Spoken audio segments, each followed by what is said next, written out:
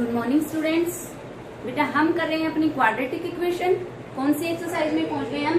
Exercise 4.3 question number 7 हम करवा रहे हैं आज। ठीक है, तो क्वेश्चन नंबर 7 की स्टेटमेंट मैं आपको पढ़ रही हूँ।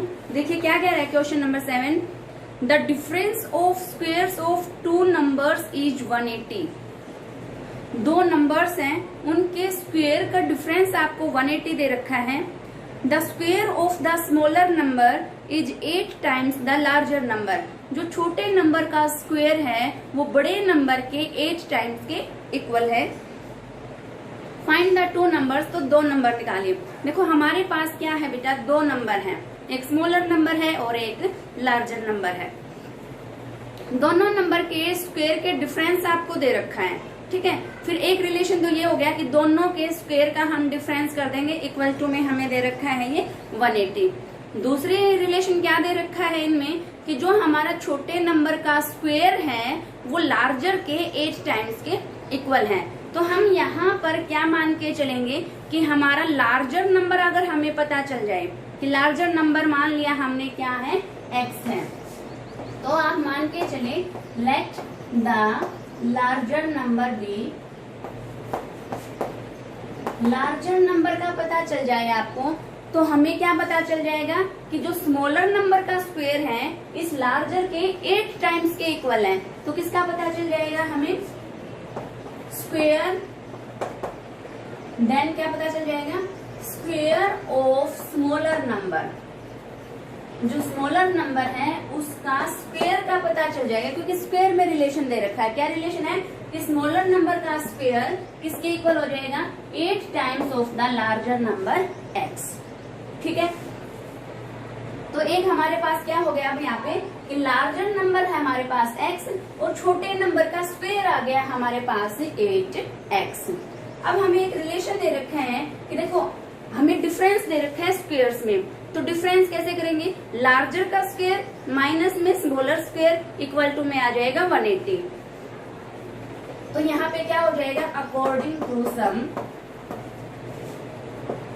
लार्जर का स्क्वायर, लार्जर नंबर मान के चले हैं x, तो x का हो जाएगा स्क्वायर, तो लार्जर नंबर का हो गया बेटा स्क्वायर। क्लियर, माइनस में स्मॉलर का स्क्वायर, ध्यान रखो क्या दे रखा है अब, लार्जर स्क्वायर माइनस में स्मॉलर स्क्वायर। और जो हमारे पास यहाँ पे ये नंबर आया हुआ है ये स्मॉलर नंबर नहीं है, यहाँ पे क्या नंबर है, ये हमारा यहाँ पे स्मॉलर नंबर का स्क्वायर है। तो स्मॉलर नंबर का स्क्वायर क्या आएगा यहाँ पे 8x। सबको क्लियर हुआ? इसमें कोई भी डाउट नहीं रहना चाहिए कि ये हमारा स्मॉलर नंबर है। ये स्मॉलर नंबर नहीं है, ये क्या है, स्मॉलर नंबर का स्क्वायर है। ठीक है, क्यों, वैसे भी देख लो कि स्मॉलर नंबर नहीं हो सकता, क्योंकि जब लार्जर नंबर ही x है और x का 8 गुना आप करोगे तो क्या स्मॉलर नंबर बनेगा, वहां पे नहीं बनेगा, वो तो उससे भी बड़ा हो जाएगा। ठीक है, तो ये है स्मॉलर नंबर का स्क्वायर। तो लार्जर नंबर स्क्वायर माइनस में स्मॉलर का स्क्वायर इक्वल टू में डिफरेंस दे रखा है आपको 180। तो हमारा क्या हो गया, इस 180 को अब आप इधर ले आओगे, माइनस हो जाएगा और इक्वल टू में क्या बन जाएगा, यहाँ पर 0 बन जाएगा। तो अब ये क्या बन गई, हमारी क्वाड्रेटिक इक्वेशन बन गई। अब क्वाड्रेटिक इक्वेशन को तो हमें सोल्व करना आता है। ठीक है, तो इस क्वाड्रेटिक इक्वेशन को फर्दर हम यहाँ पे सोल्व कर लेंगे। राइट, समझ आया सभी को? नेक्स्ट 8 क्वेश्चन लिया बेटा यहाँ पे। 8 की स्टेटमेंट मेरे साथ साथ आप अपनी बुक खोल लीजिए, बुक में आप साथ साथ इसको पढ़ेंगे। क्या कह रहा है ये, a train travels 360 kilometre at a uniform speed. कोई ट्रेन है, यूनिफॉर्म स्पीड से वो 360 किलोमीटर की डिस्टेंस कवर करती है। अब यहाँ पे यूनिफॉर्म स्पीड का क्या मतलब है, साइंस में पढ़ते हैं जैसे हम कि यूनिफॉर्म स्पीड का मतलब होता है कि अगर ट्रेन यहाँ दादरी से 60 किलोमीटर गई है, 60 किलोमीटर की स्पीड से चलना स्टार्ट किया है, तो जहां वो फाइनल डेस्टिनेशन पे पहुंचेगी वहां तक उसकी स्पीड क्या रहेगी, सेम रहेगी 60 किलोमीटर। ठीक है, तो ये क्या हो गया कि डिस्टेंस गई है वो 360 kilometre at a uniform speed. फिर नेक्स्ट लाइन क्या है, if the speed had been 5 kilometre per hour more. अगर स्पीड 5 ज्यादा कर दी जाए, it would have taken 1 hour less for the same journey. अब देखो टोटल डिस्टेंस जाना है उसको, टोटल डिस्टेंस कवर करना है उसको 360 किलोमीटर, इतनी दूर जाना है।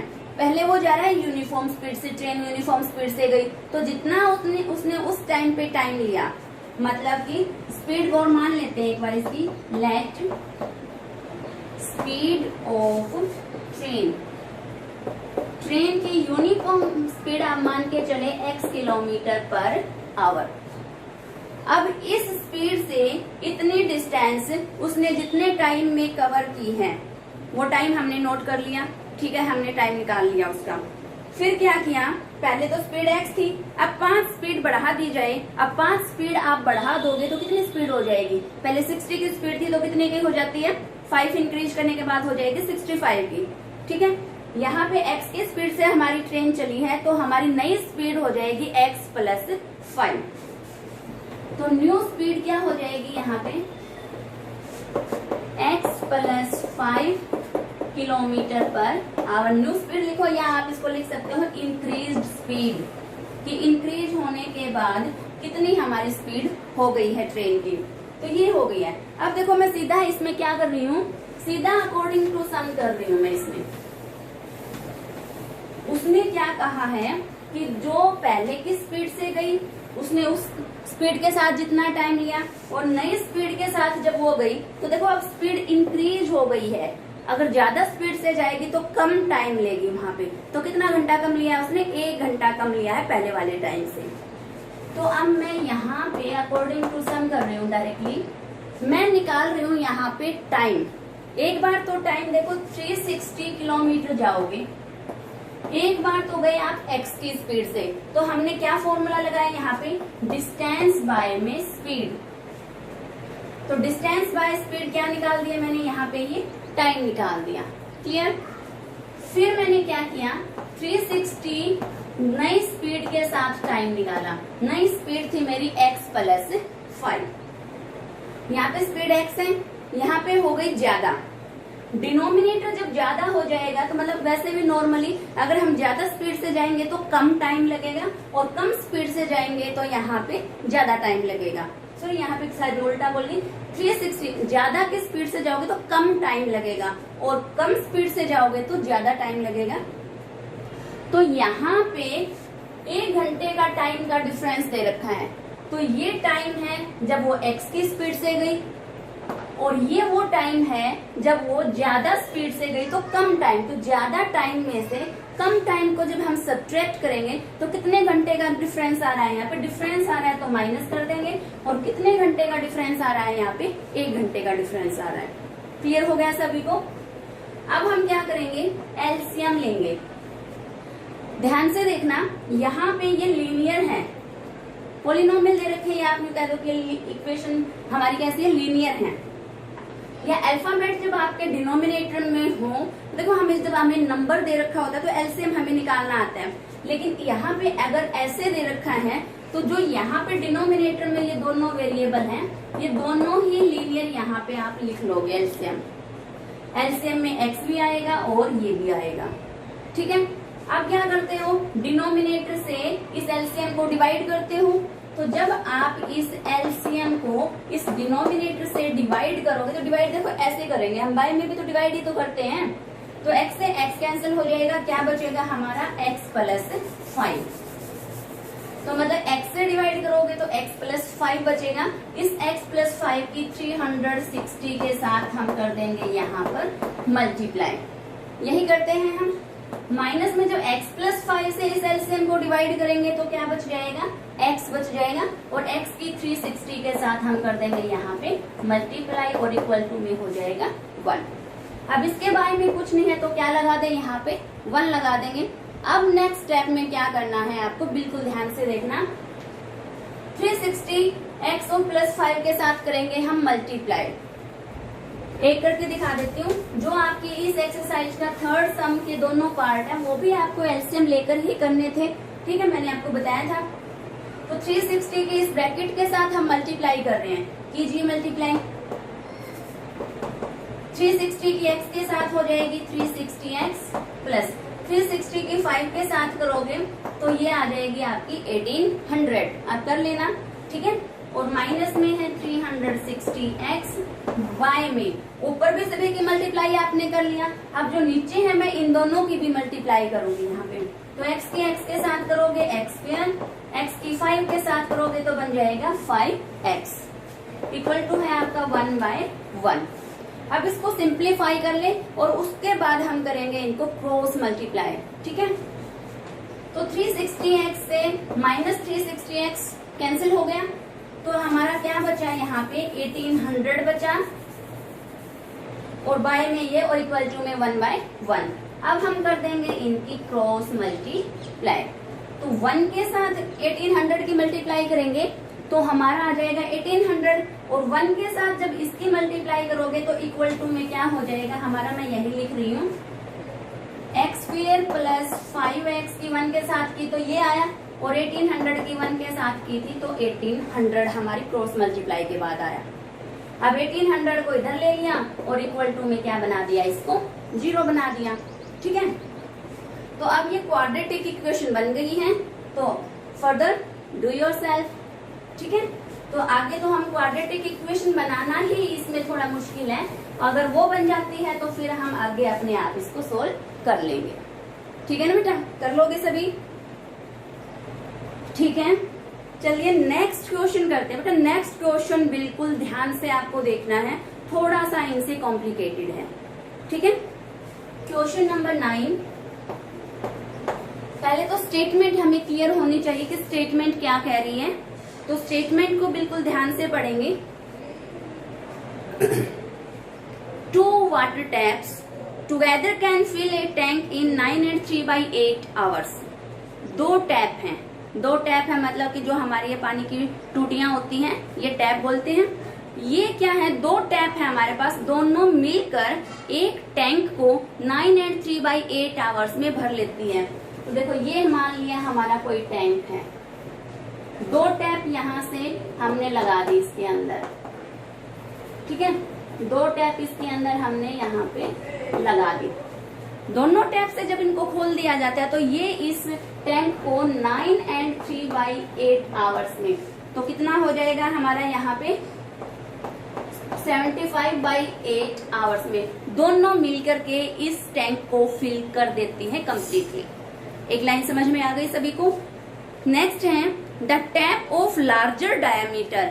जो टैप लार्जर डायमीटर की है मतलब कि जो चौड़े वाला पाइप है हमारा, जो चौड़े वाली टूटी है हमारी यहाँ पे, takes 10 hours less than the smaller one to fill the tank separately.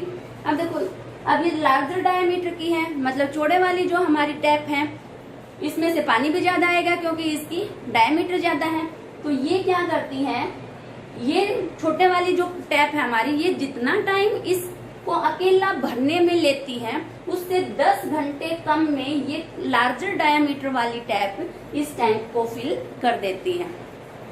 मतलब कि मान लिया अगर ये यहाँ पे 20 घंटे अकेले सिर्फ स्मॉलर टैप को आप खोलोगे ना, तो मान लिया ये 20 घंटे में इस कंप्लीट टैंक को फिल कर देती है। तो उससे 10 घंटे कम में मतलब कितने घंटे में, ओनली 10 hours में जो ये लार्जर टैप है, जो ये बड़े वाली टैप है, इस कंप्लीट टैंक को फिल कर देगी। मतलब कि टाइम जो इनका भरने का है उनमें 10 का डिफरेंस है, ये ज्यादा टाइम लेगी, ठीक है, क्योंकि छोटे वाली टैप है, बड़े वाली टैप 10 घंटे कम लेती है। क्लियर हो ये स्टेटमेंट यहाँ तक। Find the time in which each tap can separately fill the tank. तो हमें क्या निकालना है कि अगर अलग अलग से ये टैप खोल ली जाए तो अलग अलग ये कितना टाइम इनको कंप्लीटली फिल करने में लेंगी, ये आपको इस क्वेश्चन में यहाँ पे निकालना है। तो आप यहाँ पे मान के चले हैं, let time taken by smaller tap to fill the tank, या सिर्फ आप यहाँ तक लिख सकते हैं कि time taken by the smaller tap can to fill the tank. Tank को अलग से सिर्फ अकेले स्मॉलर टैप कितने घंटे में भरती है, हमने मान लिया ये x घंटे में पूरे टैंक को फिल कर देती है। तो देन अगर ये x आवर लेती है, then time taken by larger time taken by larger tap. तो लार्जर टैप कितना लेगी, बड़े वाली टैप कितना लेगी, ये x आवर ले रही है तो वो कितना लेगी, 10 घंटे कम लेगी, कम ले रही है तो मतलब x माइनस 10 आवर। अब मैं यहाँ से इन जो 2 लाइन मैंने यहाँ पे लिखी हैं, इन 2 लाइंस को मैं उल्टा करके लिखूंगी। बिल्कुल ध्यान से देखना कि जो भी ऐसे वर्क एंड टाइम वाले क्वेश्चन होते हैं हम उनको ऐसे ही उल्टा करके लिखते हैं, ठीक है। अब यहाँ पे बताओ मुझे, मैं इस लाइन को दोबारा से पढ़ रही हूँ, बिल्कुल ध्यान से देखना, उल्टा करके लिखूंगी फिर से। मैं क्या कह रही हूँ कि जो स्मॉलर टैप है वो पूरे टैंक को x घंटे में फिल करती है। ये मैंने लिखा है यहाँ पे ये लाइन, ठीक है। फिर मैं इसको उल्टा करके बोल रही हूँ कि x घंटे में स्मॉलर टैप कितने टैंक को फिल करती है, एक टैंक को कंप्लीटली फिल कर देती है। यही बनेगा ना इसका उल्टा कि x घंटे में स्मॉलर टैप कितना टैंक भरती है, पूरा टैंक भर देती है। तो यहाँ पे हम क्या लिखेंगे, smaller tap x hour work. Smaller tap का x घंटे का काम। तो x घंटे में ये क्या करते हैं, स्मॉलर टैप एक टैंक को कंप्लीटली फिल कर देती है। तो यहाँ पे ये 1 क्या आया है, यहाँ पे टैंक आया है, टैंक का पोर्शन आया है, कंप्लीट एक टैंक को रिप्रेजेंट कर रहा है यहाँ पे 1। अब मुझे बताओ, स्मॉलर टैप अगर x घंटे में एक टैंक को फिल कर देता है तो एक घंटे में कितना, कुछ ना कुछ पोर्शन ही फिल करेगा, कंप्लीट टैंक तो वो x घंटे में फिल करता है, ठीक है। अब एक घंटे में सिर्फ उस टैंक का थोड़ा सा पोर्शन ही भरेगा, तो कितना पोर्शन भरेगा वो यहाँ पे, x घंटे में एक टैंक को तो एक घंटे में भर देगा 1/x पोर्शन को। समझ आया, ये टैंक का है पोर्शन। मतलब अगर ये टैंक है, अगर x घंटे में पूरे को भरता है तो एक घंटे में मान लिया इसका ये पोर्शन इसने फिल कर दिया। क्लियर हुआ। अब यहाँ पे एक लाइन दे रखी थी कि कंप्लीट टैंक को दोनों मिलकर 9 and 3/8 आवर्स में कंप्लीटली फिल कर देते हैं। इस लाइन का ये भी मतलब निकलता है यहाँ पे कि जो हमारे दोनों टैप हैं वो 75/8 आवर्स तक चले हैं। इतनी देर तक हमने खोले हैं। तो अगर एक घंटे में स्मॉलर टैप ने इतना काम किया तो 75/8 आवर्स में टैंक का कितना पोर्शन फिल किया, कितना पोर्शन फिल किया, एक घंटे में इतना पोर्शन किया तो 75/8 आवर्स में कितना करेगा, ज्यादा करेगा। ज्यादा के लिए हमने क्या कर दिया यहाँ पे मल्टीप्लाई, और ये आ गया 75/8x। सबको क्लियर हो गया। अब इसी तरह से हम जो ये लार्जर टैप वाला है इसको मैं लिख रही हूँ, बिल्कुल ध्यान से देखना। इसको अब मैं डायरेक्टली लिखूंगी क्या, सिमिलरली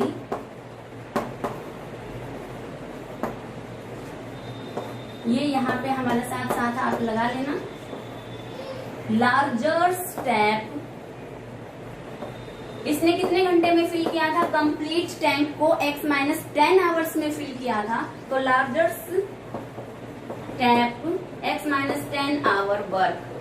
तो x-10 आवर में इसने कितने टैंक को फिल किया, एक टैंक को फिल किया। तो एक घंटे में करेगा 1/x-10 पोर्शन को, और 75/8 आवर्स तक आपने इस टैप को भी चलाए रखा था। तो इतनी देर में कितने पोर्शन को फिल करेगा, तो इसकी मल्टीप्लाई यहाँ पे हो जाएगी। तो यहाँ पे क्या हो जाएगा 8, और इसके यहाँ पे लगा दिया मैंने ब्रैकेट। तो 8 और ये ब्रैकेट यहाँ पे मैं मल्टीप्लाई नहीं कर रही हूँ, सिर्फ मैंने इसको एज इट इज यहाँ पे रख लिया, ठीक है। तो अभी तक हमारा क्या हुआ है कि 75/8 आवर्स तक जो दोनों टैप खोले गए थे तो कितना कितना टैंक का पोर्शन उन दोनों ने फिल किया वो आया है अभी हमारे पास, ठीक है। तो अब मेरी बात ध्यान से सुनो, मैं अकॉर्डिंग टू सम लिख रही हूँ यहाँ पे। स्मॉलर टैप ने इतनी देर में इतने पोर्शन को फिल कर दिया, कितने पोर्शन को, 75/8x को, मतलब स्मॉलर टैप का ये पोर्शन हो गया। 75/8 टाइम में इतने पोर्शन को फिल कर दिया। फिर क्या है, लार्जर टैप ने इतने को फिल कर दिया। अगर दोनों के पोर्शन को मैं ऐड कर दूं तो दोनों ने मिलकर आपकी क्या कर दिया, पूरे टैंक को फिल कर दिया। कितने टैंक को फिल किया, कंप्लीट एक टैंक को फिल किया है। तो दोनों का पोर्शन जब आप ऐड करोगे तो कंप्लीट क्या बन जाएगा, फुल टैंक बन जाएगा, मतलब 1 टैंक। ठीक है, ये 1 क्यों लगाया, सभी को क्लियर हो गया है यहाँ पे। अब सिर्फ हमारी इक्वेशन बन गई है यहाँ पे, अब इसको एलसीएम लेकर के हमें करना है सोल्व। तो यहाँ पे मैं लिख रही हूँ 75/8 x - 10 = 1। बिल्कुल ध्यान से करना बेटा, थोड़ी सी भी मिस्टेक हो जाएगी तो यहाँ पे रॉन्ग हो जाएगा ये। और कैसे कैसे मैंने बिल्कुल ध्यान से, बिल्कुल आराम से आपको हर एक स्टेप को क्लियर किया है। ठीक है, तो आप इसको ना समझ में आए तो रिवाइंड करके वीडियो को दोबारा से देख लेना और उसके बाद में यहाँ से करना। ठीक है, इससे पहले वाला अगर ना समझ में आए ना आपको तो पीछे वाला आप रिवाइंड करके इसको दोबारा 3 बार 4 बार देख लेना पहले। जब वो क्लियर हो जाए तो फिर तो आपका बिल्कुल आसान क्वेश्चन रह गया। अब यहाँ अब आप यहाँ पे लोगे एलसीएम। ध्यान से बताओ एलसीएम क्या आएगा यहाँ पे, एलसीएम बताओ क्या आएगा यहाँ पे। देखो क्या क्या नंबर है, मैंने कहा था नंबर्स का तो हमें एलसीएम लेना आता है, लेकिन जो वेरिएबल्स अगर यहाँ पे दे रखे हैं तो उनका हमें नहीं आता।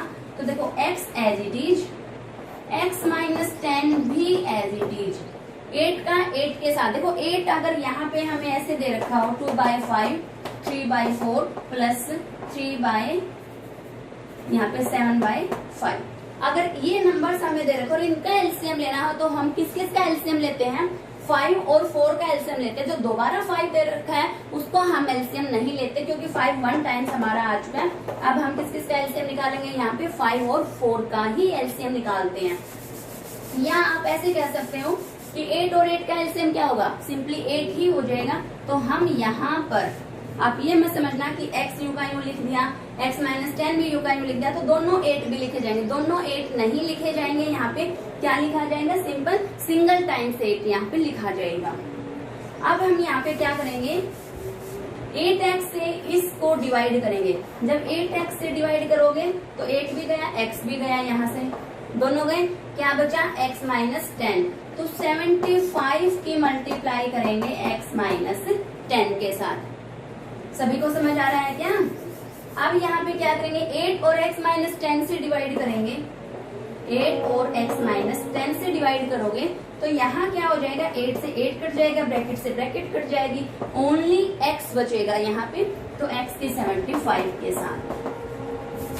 ये आप वहां पे रफ काम में करके देखना अपना सारा।